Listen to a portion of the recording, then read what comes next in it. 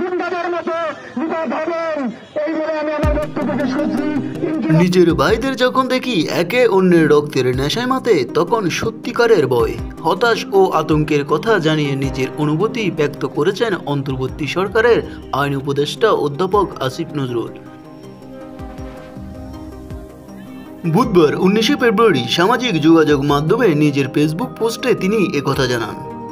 পোস্টে আসিফ নজরুল লিখেন, আওয়ামী লীগের আমলে লীগের সঙ্গে অন্য কোনো দল বা পক্ষের মারামারি লাগলে সেখানে পুলিশ প্রশাসন নির্লজ্জভাবে লীগের পক্ষে থাকত, ফলে খুবই দ্রুত অপর পক্ষকে রুখে দিত।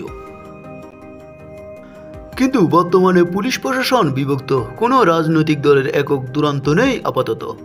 ডেডিকেটেড মারমুখী কর্মী সংখ্যা কাছাকাছি পরিমাণের। সব মিলিয়ে ছাত্রদল ছাত্র শিবির যদি এই মুহূর্তে মুখোমুখি হয়, নিশ্চিতভাবে বলা যায় কোনো পক্ষ সহজেই পেছাবে না। উভয় নিজের অস্তিত্বের লড়াই জ্ঞান করে মারামারি করবে। হয়তো ছাত্র রাজনীতির ইতিহাসে স্মরণকালে সর্বোচ্চ হতাহত ও লাশ দেখতে হবে এবার।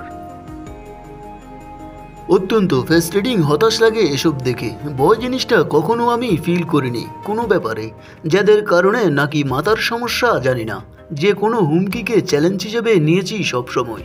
কিন্তু নিজের ভাইদের যখন দেখি একে অন্যের রক্তের নেশায় মাতে তখন সত্যিকারের ভয় লাগে, আতঙ্ক লাগে, সবচেয়ে বেশি হতাশ লাগে।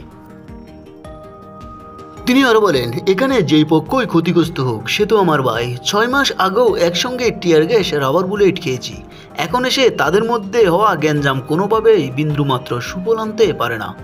ছাত্রদল ছাত্র শিবির যেভাবে নিজ নিজ অফিসিয়াল ফ্যাডে একে অন্যের নাম উল্লেখ করে দায় আরোপ করার হুমকি দামকি দিচ্ছে, এটা খুব খারাপ ভবিষ্যতের ইঙ্গিত দিচ্ছে সামনে।